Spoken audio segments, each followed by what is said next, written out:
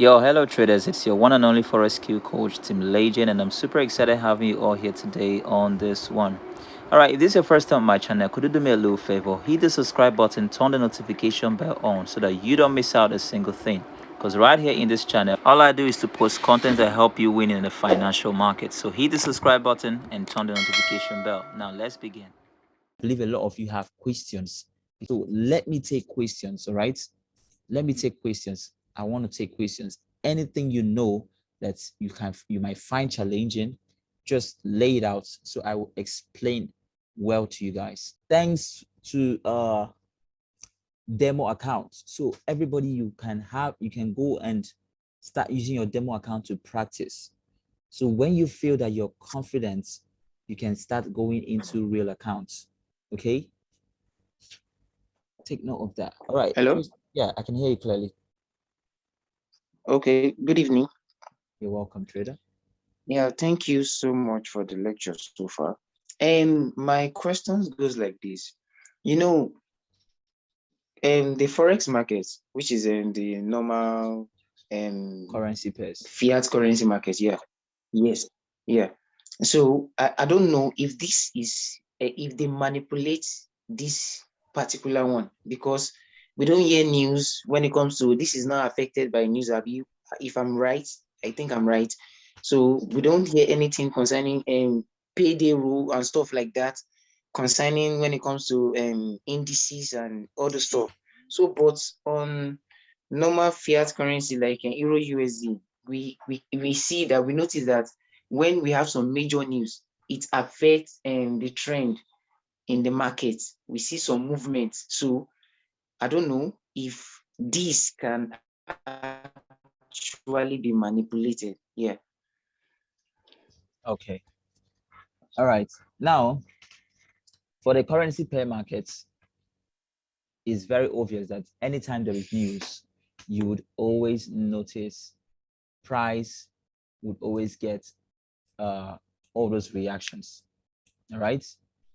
When I was training my students on currency pair, I always let them understand that before you enter the market for the day, check news. Check if there's any news for that day so that you know the time you should be in the market and the time you shouldn't be in the market. Okay. But when it comes to indices, you don't need to stress yourself about news because there's never going to be a news. But one thing you always want to look out for is run your analysis. There's no market that is not being manipulated. Markets are usually being manipulated, be it the currency pairs and even the indices. But one thing is run your analysis and stick to your trading rules, risking low so that even if it's being manipulated, all right, you would not be so much affected. Always risk low. Now, one of the ways you can actually identify some of all those manipulations sometimes is when you have, for instance, you have this support and resistance like this. I need a clear one. Okay, let me see if I can find this here. Okay, good. Now we can see clearly that right here was resisted. Here was resisted. It's obvious that whenever price comes back, it should be resisted. But what happened? Price broke out of it and then broke in. Those are the little manipulations. But as a trader, if you had taken your entry rightly, all right, risking nothing else but little and targeting high, all right, even if this price had gone against you and hit your stop loss, you're not going to, it's not going to pain you so much because you know that, yes, this is what I was willing to risk. And if it had gone for me, it would have gone well. All right. That's just a simple rule. So always don't ever joke with your risk management in your trades. There is no market that it doesn't get manipulated. There's no market. Every market can always get manipulated. All these things are manipulations. All right. All these things you see are manipulations. All these things, they are manipulations. That's why I always advise my traders, do not, if you see a market that is ranging, don't trade in a ranging market. You only want to trade in a trending market.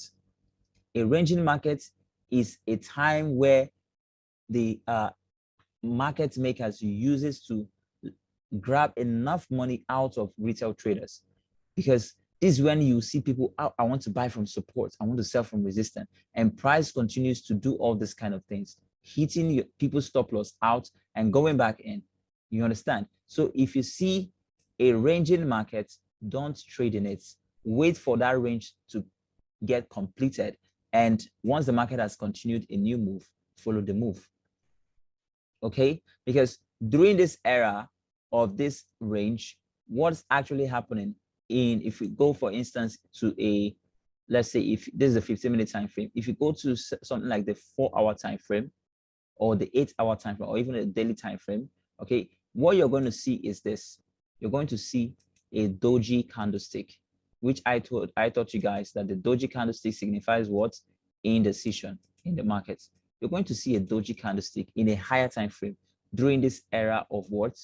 This consolidation and range, because it's totally indecision. Market is indecisive. But during that era of indecision is when price is busy grabbing money out of people's accounts to prevent a range. Any further question? Second question, sorry, sir. Yeah. Yeah, and I've seen a lot of people using indicators, like so many on the chart, just to enhance their trading skills. Sorry. So my questions were relying on indicators just to catch spike. Yeah. So I don't know if that works perfectly. Like they can't do without those indicators. So and then you see, once the indicator didn't perform to an extent, they tend to say it's bad. Do you understand what I'm trying to say? Like, so I don't know. Do you have an another, how am I going to put it, like a technical skills in catching spikes, like that is so accurate? Mm.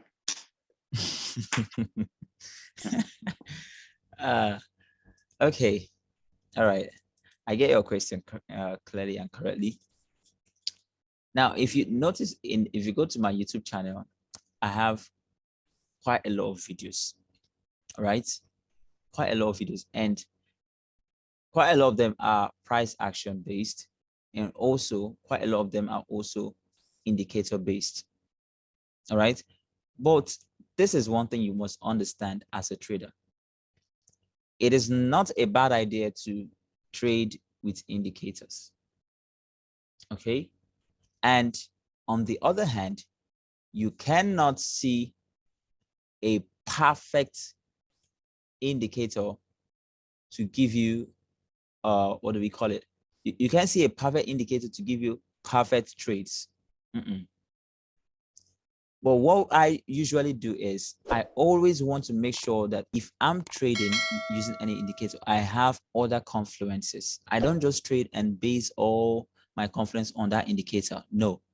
Now, for instance, if you look at this video, I have an indicator here. This is a moving average. But we can see I'm still using price action together with it. Okay, so the use of indicator is it helps you to probably get idea of where price is going to. Okay, but they always lag behind in the sense that sometimes the spike will even come before the indicator shows you anything.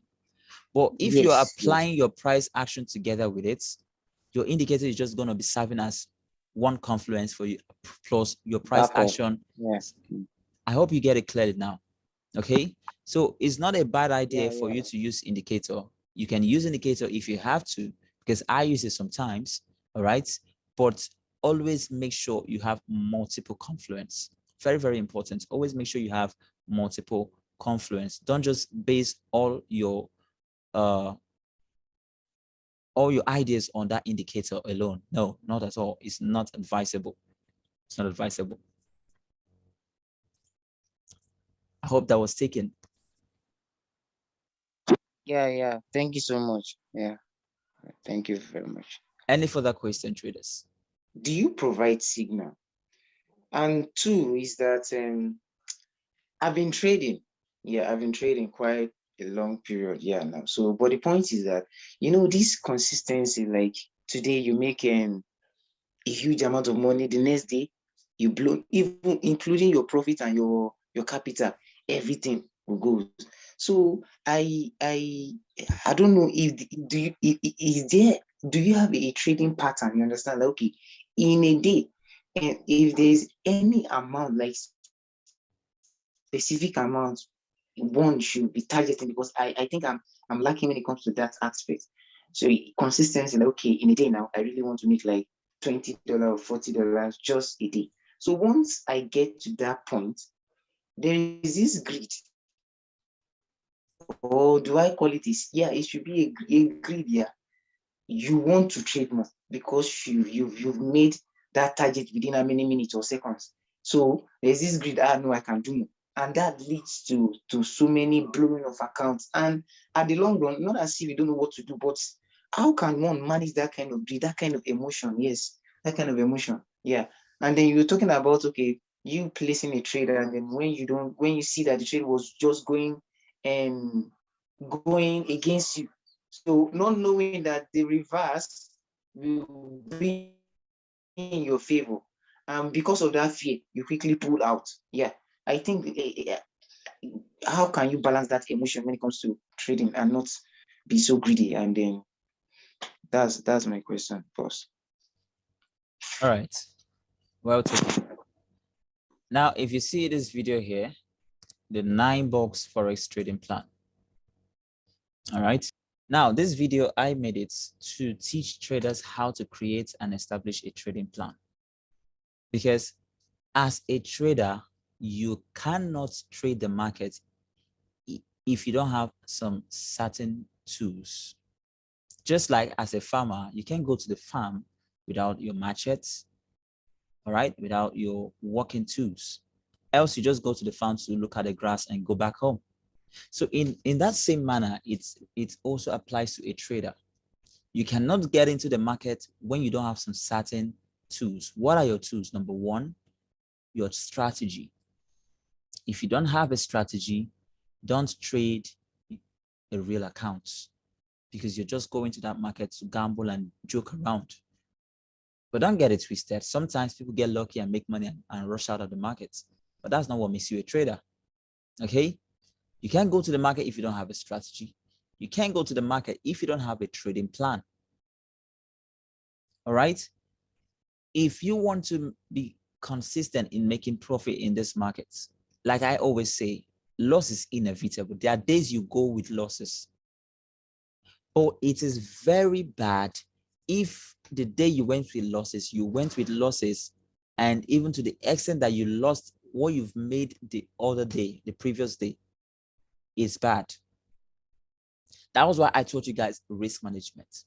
Okay, because if you made profits today, let's say you made $100 today, and tomorrow you came into the market again, it's very bad if you ended up losing that $100 that you made today and even lost more from your real account. Is bad. How can you make $100 today and the next day you allowed yourself to risk all the way to $100? Why should you risk $100? The day you made the $100, how much did you risk? Probably maybe you plan to risk just $20 that day, and out of wanting to risk only $20, you were able to make $100. The next day, why not risk the same $20? Why would you allow yourself to risk all the $100 you made, even down to risking more of your funds in your account? So this is one of the things that makes a lot of traders lose money, because you've made profits and you want to force yourself to trade again. It doesn't make sense. Another thing that makes a lot of traders lose, and even lose beyond what they plan to lose, is revenge. Oh shit, this $100 I made, I've lost $50 out of it. No way. I must Yeah, make it back. And they enter the trade again, and the moment they enter again, they lose another $10. Never, boom, I can't let yeah, it go. They boom. enter again and they keep losing. Revenge. You don't revenge against the markets. Yeah. All right, because you need to understand that, but a lot of traders don't really understand that concept. You must learn not to revenge against the market, because you can't do the market any harm, but the market can do a lot of harm. It can harm your emotions. It can harm your mood for the entire day. If care is not taken, if you blow your entire account for that week, it can harm your mood. So for you to prevent that, you have to have your trading plan. What does your trading plan state? Please hit the subscribe button and turn on the notification bell.